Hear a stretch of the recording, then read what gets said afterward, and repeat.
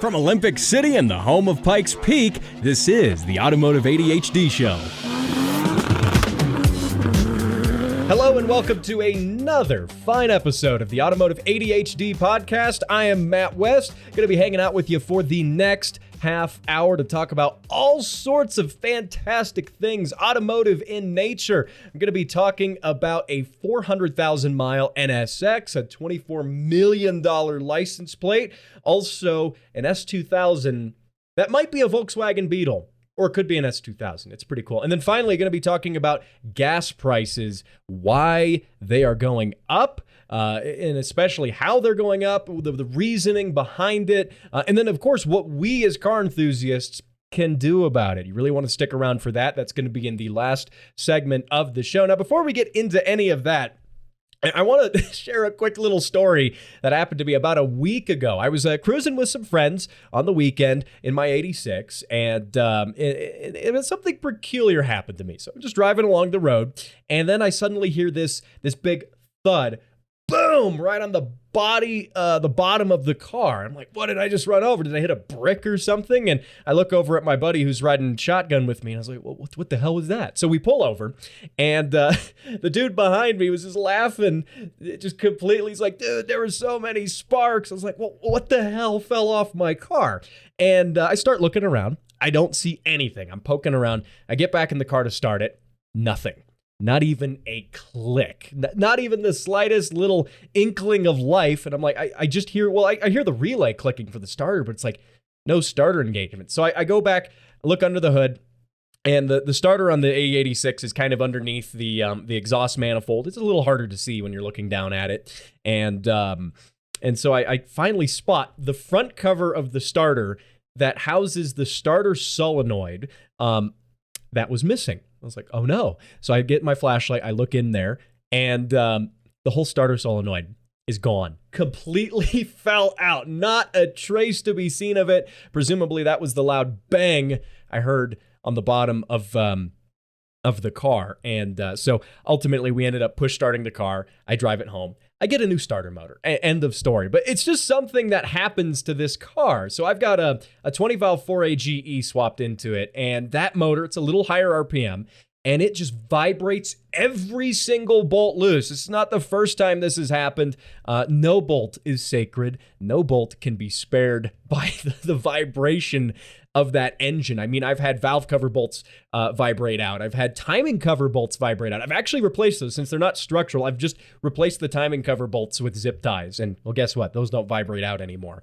Am I just bad at torquing things down? I don't think so. I'm pretty well torquing everything. So I guess lesson learned here with an old Japanese car, Loctite, especially a high revving 4-cylinder, Loctite everything. I just need to go purchase like a 10-gallon bucket of Loctite, and then I should probably be set. So of course, if you would like to contribute to my 10-gallon bucket of Loctite, you can do that on the Patreon. I already have 3 subscribers on there, and I want to thank each and every one of them. If you're interested, get over there, see what's going on. Lots of good stuff there. Now, the first thing I want to get into is that 400,000 mile NSX. Now, I love it when I see sports cars that have a ton of miles, tons of them, because that means the person driving them just can't get enough of that car. They just love driving it.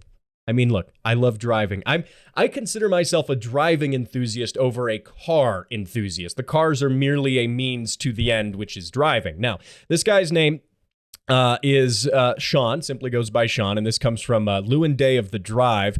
And Sean bought a first-generation Acura NSX, you know, the one with the pop-up headlights, really good. And by the way, Sean goes by Lone Wolf Drifter on Instagram. And the car is his daily driver, original motor. He bought it with about 70,000 miles, a little over 10 years ago. And in that time, he has put 400,000 miles. Well, you want to get technical, 330 some thousand miles. But yeah, tons of miles on that car. And again, the dude says, yeah, it's my only car. It's my daily rain or shine. I drive it. End of story. It's a driver's car. And I love that because, I mean, so many cars And high performance cars, great performing cars, are just relegated to sitting in garages for most of the year, just, waiting for that one day of perfect weather that might not actually happen. And no, I love it when I see people do this. Now, the car's been meticulously maintained. He's had the folks of at Science of Speed maintain it, which they're a very popular tuning shop, especially kind of in the Honda realm. I've seen them a lot with like S2000 parts, superchargers, things like that. So, no, very good shop. But the car's been meticulously maintained, driven a ton, and he said he's on his way now to 500,000 miles. Yeah, 500,000 or bust in an NSX with the original motor. I think that's fantastic. Like, you cannot get better than that. And, this brings me to a point of saying that when we look at cars and we look at mileage, I think mileage is a flawed metric. It's ridiculous, to be honest, because you can have a low mileage car, say a 70,000 mile car, that's been beat to hell. It has not been maintained. The oil has not been changed regularly, and it's going to be a pile of garbage. It just is. And you compare that to a car with, say, 200,000 miles, where every one of those miles has been loving. The owner has been, maintaining it, keeping up on everything, fixing things when they break, fixing things correctly when they break. I would have the 200,000 mile car over the 70,000 mile car. And that's just how it is. Now, I get it. For daily drivers, mileage is important. If you're going and buying a Honda Civic at the dealership, you're buying a used one or a CPO one, a certified pre-owned one. Mileage is important because on a daily average car that's generally been maintained, mileage will give you a rough estimation of the condition of that car. But when it comes to other cars and sports cars and things like that, and cars that people care for, these are going to be heirloom cars. They're going to be around for a very, very long time, perhaps even outliving their owners, which many cars have done that now. And that's one of those things where you can't factor mileage into how you value a car like that. And especially if it's been maintained and, maybe it's had a motor rebuild done. Car comes to mind. It was a Volvo, P1800. And I mean, the guy who had it put like millions actually of miles on it, like tons of miles, but it was maintained perfectly. You know what? People are like, well, maybe the suspension's going to wear out, the bushing's going to wear out. Well, okay, replace those and keep driving, So whenever I see that, I don't know, it just makes me excited because I love driving, and seeing that too, that's another dude who's even more serious about driving than I am, because I have not put 400,000 miles on a car, on any single car.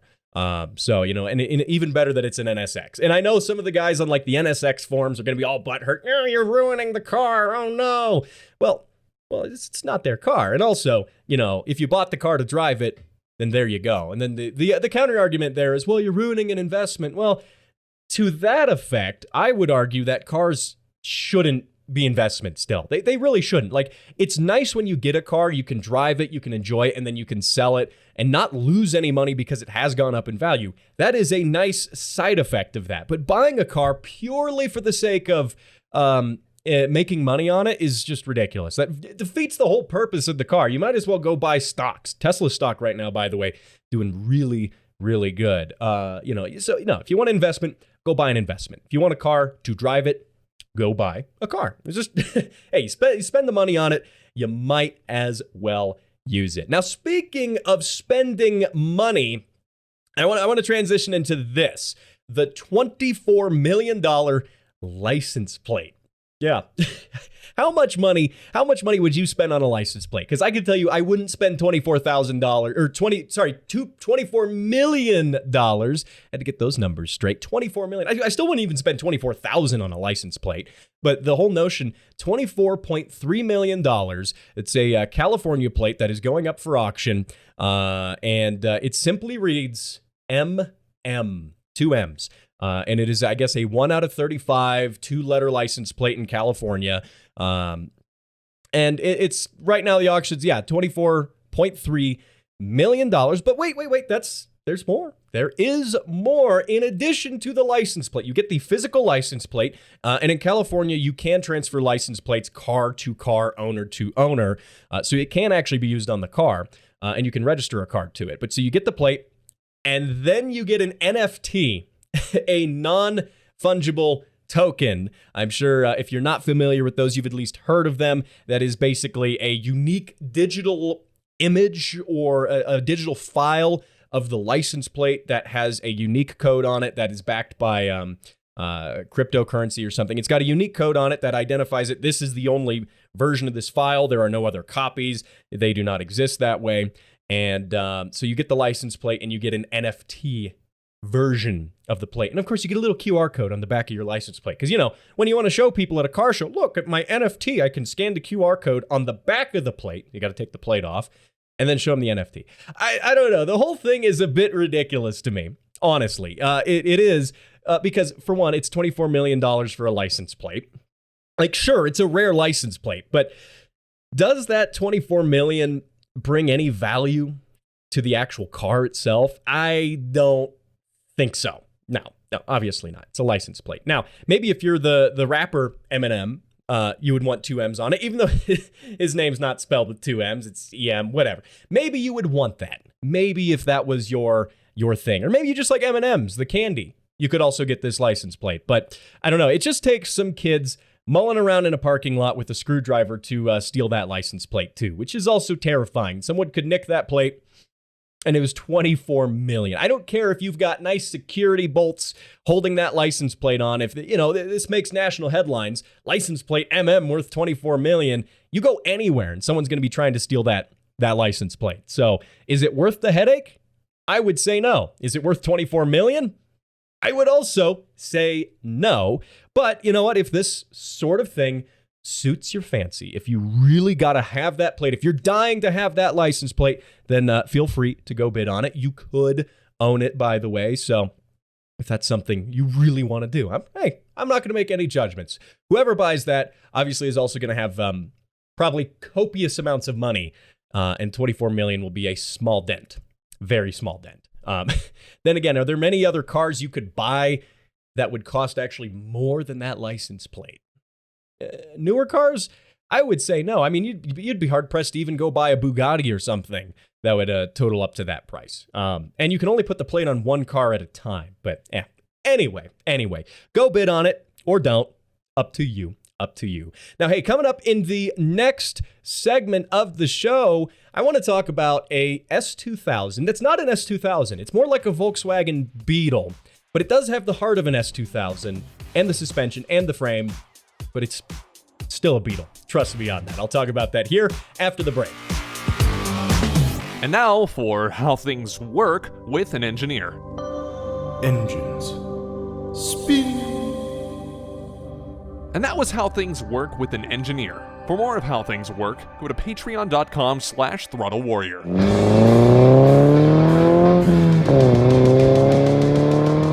Oh yeah, and we are rocking it for the second segment of the show. By the way, hear those car sounds? That poll was courtesy of Ilya Malin, and I want to thank you for sending your car sound into the show. How cool is that? Now, of course, if you want your car to also be on the show, film a video of your car doing a pull or a rev, whatever, and just, don't get arrested doing it. That's not on me. But film that and then email it to me at matt@throttlewarrior.com. Your car could be on the show next. So you got to do that. Now, before we get to the next topic, the cool S2000 Volkswagen Beetle thing, I saw this interesting study that says the average person will drive 9 days with a check engine light on before actually getting that check engine light even checked out, putting a code scanner on it, taking it to a shop. 9 whole days, which honestly is not bad. I've driven years with the check engine light on. I have cars that don't even have functional check engine lights, and you know what? Hey, the ignorance is bliss, right? That said, the same study also found that people really don't care all that much for maintaining their cars. So we're talking the average driver here. And we knew this already. As car people, we know how non-car people treat their cars sometimes. It's a little painful because that study found that 17% of people say they don't know how to change their own oil, and that on average they go 7,000 miles between oil changes, whether or not their recommended oil change interval is 7,000 miles. A lot of times it's 5,000 if it's synthetic oil. Some newer cars, the tolerances in the oil that is used is really good, and some cars now have a 10,000 mile oil change interval, but I have a feeling the ones going 7,000 are going over. They're going over quite a bit. Also, 1 in 10 people say they can't change a tire at all. 1 in 10 can't change a tire. I mean, look, I get it. Cars aren't everybody's cup of tea. That's okay. But if you operate a vehicle, you should at least know how to get yourself out of a bad scenario of having a blowout or something like that on the side of the road and not call for help, because the longer you spend on that side of that road on a busy interstate, the more risk you honestly put yourself in. So yeah, learn to change those tires. Also, speaking of tires, a good number of people also say that they drive with the incorrect tire pressure, like 26% of people, which I actually would have figured that would have been a little higher. Look, tire pressure is an important thing. I've seen tires completely explode on the highway because of low tire pressure, not that high tire pressure. No, it's not overfilling your tires that's making them explode. I mean, that can happen too, but more often than not, it's having too low of tire pressure. That tire's, inflating, or it's deforming out wider. Obviously, the contact patch gets wider as that tire pressure goes down, creates more friction on the highway, and as a result, more heat, and eventually that tire is gonna kabloom, explode, destroy everything. So yeah, don't do that.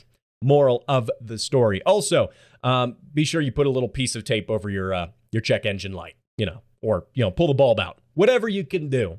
So that said, so the next thing I want to get into is what I was telling you about earlier, which is the Honda S2000 Volkswagen Beetle.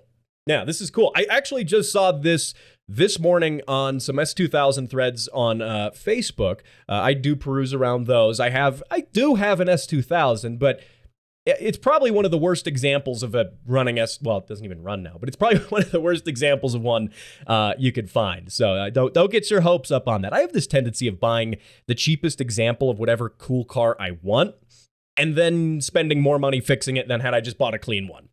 Hey, what can you do? But anyway, I saw there was a guy, his name's Garrett Dawson, and he body swapped a Volkswagen Beetle onto an S2000 chassis, and not a motor swap. No, he didn't put the S2K motor in the Beetle. What he did is he took a 2005 S2000 that was wrecked, looked like it had been rolled over. The chassis, though, seemed like it was actually in good shape, so he cut the body off completely, just leaving the floor pan and frame rails. The way the frame rails in an S2000 work, they call it like an X-bone frame. So it's technically a unibody, but it does have distinct rails that go through the chassis. So he cut it down to that. So what he's left with is like a floor pan, a frame, all of the suspension bits, coils, wheels, that awesome double wishbone suspension, by the way. I can't say enough about double wishbone. It's a really cool technology when it comes to suspension. Ideal, of course, for a sports car like the S2000. Now, so he's got that. He's got the transmission, and he's got all 9,000 RPM of that Honda F-Series motor. And actually, that's being a 2005. It's probably a F22. So like 8,200 RPM, whatever. It's a high-revving VTEC engine that makes 240 horsepower, naturally aspirated. No complaints there. It's a really fun engine to have. And then, so what he did, he takes this floor pan, and he takes a Volkswagen Beetle and cuts the floor pan out of that. And he just, he said that the wheelbases lined up perfectly.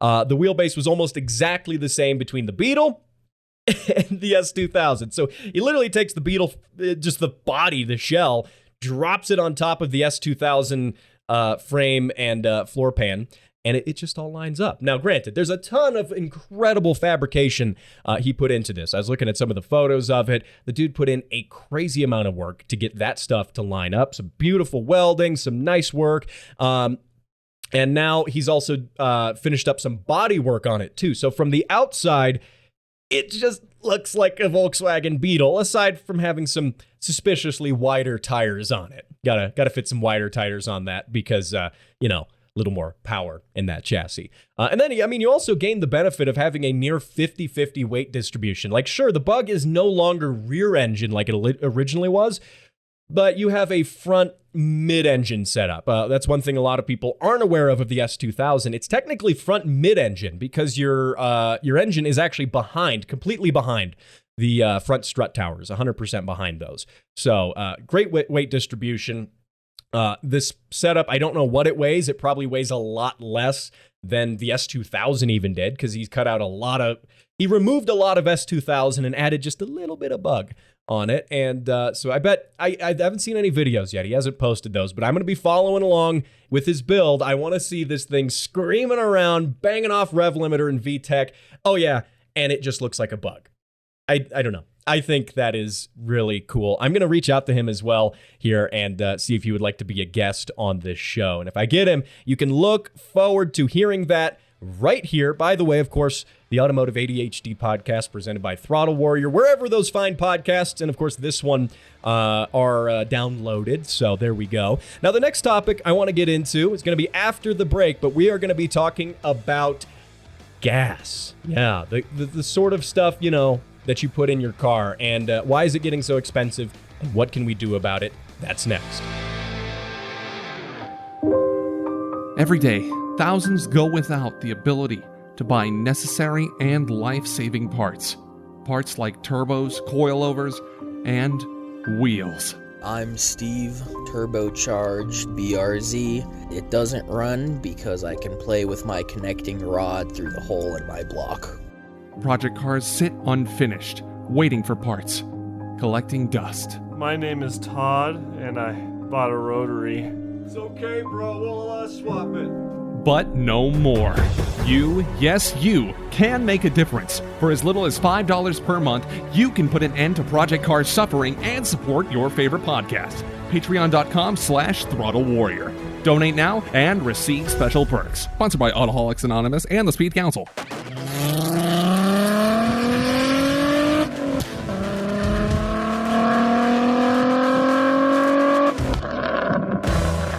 And we are back for the third part of the show. That car sound, by the way, courtesy of Devin. By the way, that VR6 and that Volkswagen just sounds insane. Oh my God, the pops on that. Those might as well be gunshots. Very, very cool setup, by the way. Of course, you are listening to the Automotive ADHD podcast presented by Throttle Warrior. Here in the beautiful shadow of Pikes Peak, the weather, again, these past couple weeks has been fantastic. Beautiful fall colors, 60 degrees during the day, a little colder at night, but hey, what can you do? I think we're getting closer to that winter, enjoying the last bit of the really proper driving season. Now, that said, if you are driving a lot, if you are enjoying the fall season of driving, you might have noticed that gas is getting more expensive. Like, I don't care where you are in the country. I could tell you here in Colorado, I've been paying about $4.20, nice, a gallon on premium, $4.20-ish. Now, low grade or just regular is still, it's still expensive compared to where it was. Granted, none of my cars can run low grade. It's times like this where I kind of wish they could, because stuff has been getting expensive. And you might have heard in the headlines, $8 a gallon in California, which is a partially true headline. That's not actually reflective on the whole state, but I'm going to get into that in just a bit. Now, the highest reported average as of August in California, the last numbers from August a couple months ago, $4.31 a gallon. And I'm going to break down some stats here. We're not going to get too number heavy, but the last highest peak, again, looking at California's numbers, because they're always a good metric of the highest gas prices in the country. And in 2008, June of 2008, gas peaked at $4.53 a gallon, which seems pretty close to that $4.31 a gallon they saw in August. But that's not quite true. And I'm going to kind of break this down because adjusted for inflation, that $4.53 a gallon from 2008 is actually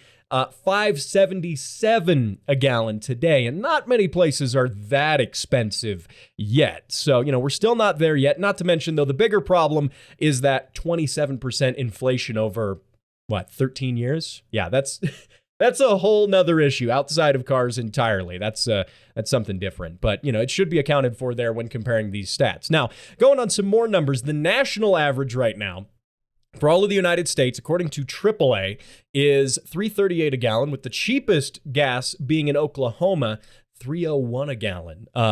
Now, that said, that $8 a gallon gas station in California, and the media has been really running with that, whoa, $8 a gallon in California. That was one gas station. Most gas stations out there are still asking, like what, $4.30 or more, maybe even close to $4.50 for regular, which, by the way, is insane. If you are going for the premium, you are going to be starting to pay more than $5 a gallon. And good to know, all those numbers I just gave you, those are for regular, not premium. But that said, that $8 a gallon gas station it was like $7.59 for regular. That's a single gas station in the small town of Gorda, California. And that's going to be about 140 miles south of San Jose. And the owners of that gas station cited in their defense that the delivery costs and operational costs of keeping the gas station running there are why that's so high, which I'm inclined to believe them a little bit. Because the issue is they're also the only gas station for like 40 miles in any direction. They're in a really kind of rural area between San Jose and going down to like LA. So they are, they say that, I do kind of believe them, but also like if you're the only gas station in town, you end up charging whatever you want because people are going to have to pay for that lest they run out of gas halfway through or something, which I don't know. I think that's kind of dirty. But anyway, so why is this happening? Why is this happening with gas? Now, the AAA is attributing this simply to just supply and demand, which I think is only partially correct. So last year, during the height of the COVID pandemic, we saw record lows. I mean, I remember here in Colorado seeing gas for regular as low as like, oh gosh, it was probably like $2.10 a gallon, if not even dipping beneath the $2 a gallon mark, which was fantastic, by the way. I tanked up on all sorts of gas and it filled all my cars up, well, at least the ones that ran, I filled up. But that said, that was because, and that is partially a supply and demand thing. There was a lot less demand, a lot less travel, and a huge supply of gas that had been refined and manufactured prior to that. Now, this is where it goes deeper than that, though. It does go deeper than just supply and demand because if it was right now, gas prices are skyrocketing. If that was just because fuel manufacturers weren't keeping up, that's not true at all because we would be seeing that more pronounced across the board. But what's happening is it's the actual logistics of moving that fuel from the manufacturer to the gas station. It's part of the actual supply chain. So yeah, partially in the supply and demand sort of segment. But the issue is, and we really saw this in June and July of this year, headlines in, the South, Alabama and other places like gas stations completely out of gas, no gas sold here, hearkening back to the fuel crisis of the 1970s. And that was caused not by a shortage of the fuel itself, but by a shortage of truck drivers, long-haul drivers, going across the country with these big fuel tankers distributing the fuel. That's been the issue. And that can kind of be tied into our economy as a whole right now. I mean, there's a massive portion of the public that is not working at all, for various reasons, which I won't get into those politically. But that said, there's a lot of people not working. There's a lot of people finding work elsewhere. There's a lot of people quitting jobs because of vaccine mandates and things like that. So that, again, results in more people not working, and that includes truck drivers. Now, we're seeing this, too, in the airline industry, travel industry, delivery industry, but the truck drivers specifically are what's affecting fuel costs, and that affects us directly as the car enthusiasts who probably consume a little more fuel than the average person. I mean, car people, we tend to recreationally drive instead of just driving for necessity, just going to work. We might go on drives because that's what we like to do. Now, that said, we've also got a number of extenuating political reasons for the higher gas prices on a national level, things regarding to the current administration and things like that. There's a lot of things going on that are contributing to that, which I won't get into it entirely. But one part of that is going to be things that happen politically on the state level. This is one big thing that affects our fuel costs outside of just simply saying supply and demand, and even just the logistical issues of, delivering that supply. And this is going to change state to state. And one thing I'm going to use as an example is here in Colorado, we have our governor signed a thing called Senate Bill 21-206. Right. Really creative name.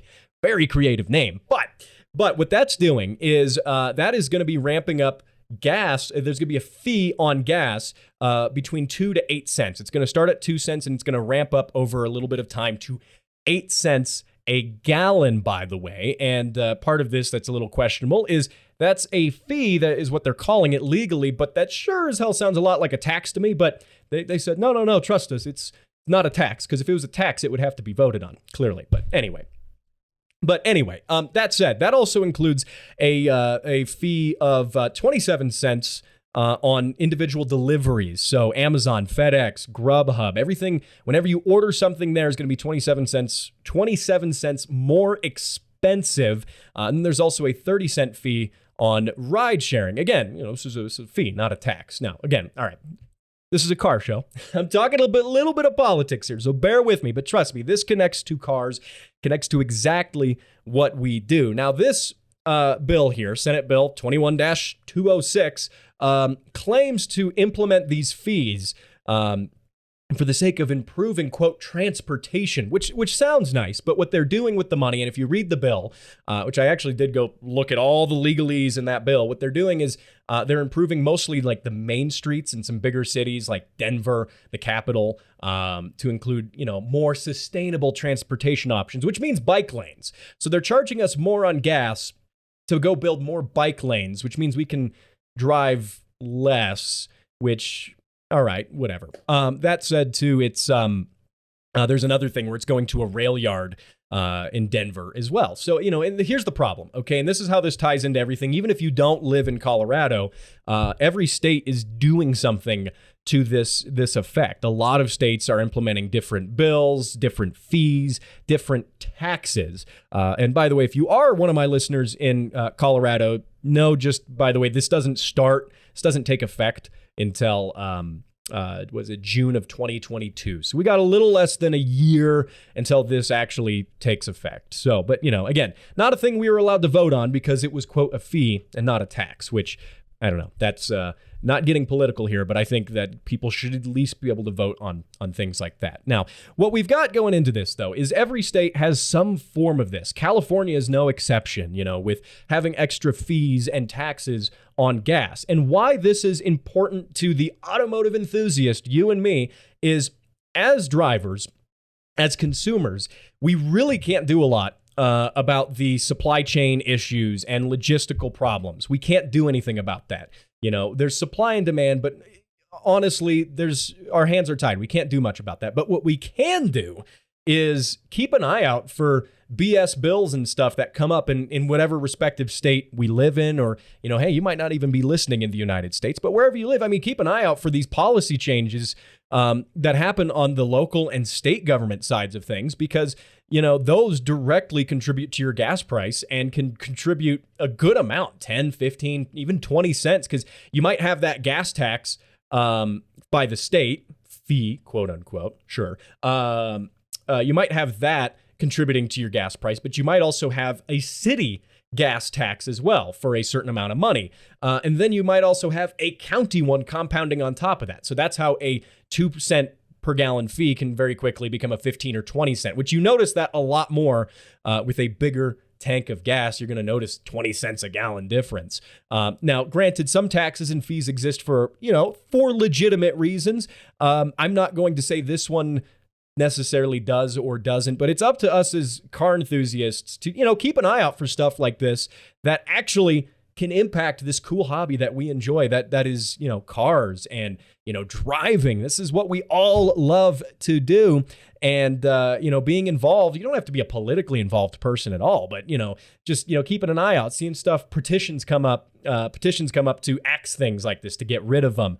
If things come up, voting. I mean, that's one of those things that if you have the opportunity to vote down something that might not benefit you and increases the tax in a way that also doesn't benefit you, especially when it comes to cars, I think that, it's something that should be done if you want to do that. Now, anyway, I mean, look at how the car community got together with the RPM Act, with the government wanting to limit use of race cars on tracks. Like the idea with that was, they wanted to ban having a race car that was once a street car. So if you bought a car and then converted it to be a race car and were racing it on a track, that would then be illegal according to the government. And so, I mean, and even though you're not driving the car on a public road, so it's not something that can be officiated by the government in the first place, but they were trying to do that. Nonetheless, the car community got together on this. They started petitions up. They got in touch with local politicians, state politicians, all of the above to put a stop to that. And, sure, little fuel things relating to gas here and there are harder to do. You're not going to get the whole car scene, backing you on a local gas tax. But at the very least, you can get with your buddies, you're going out cruising and be like, hey, guys, so they want to do this gas tax, and I think we should sign this petition that says not to do that, and then go vote not to do that. So just my 2 cents there. Now, that said, we could do that, or we could also just start distilling ethanol at home, because E85, that's the big win. That is the big win. I'm going to work on that. I'm going to find a way for us to distill our own fuel at home. I mean, look at all the electric car guys, right? They go and they park their car at home and then they just charge it. And then they leave home and their car's got a full tank. What if we could, okay, this is getting a little fanciful here, but what if we could do that with like ethanol? I don't know. I think it's a cool idea. I'll let you know what I find out. But thank you for spending this half hour on the show. It's a half hour you're not going to be able to get back, but hopefully it was worth it. Of course, you can check out the website, throttlewarrior.com. Email your car sounds into matt@throttlewarrior.com and subscribe to this podcast. You can subscribe with notifications as well. You can do that on Spotify or wherever fine podcasts, and of course this one, are downloaded. And I will see you next time when I use a fleet of Mini Coopers to steal gold from the Italians. See you then.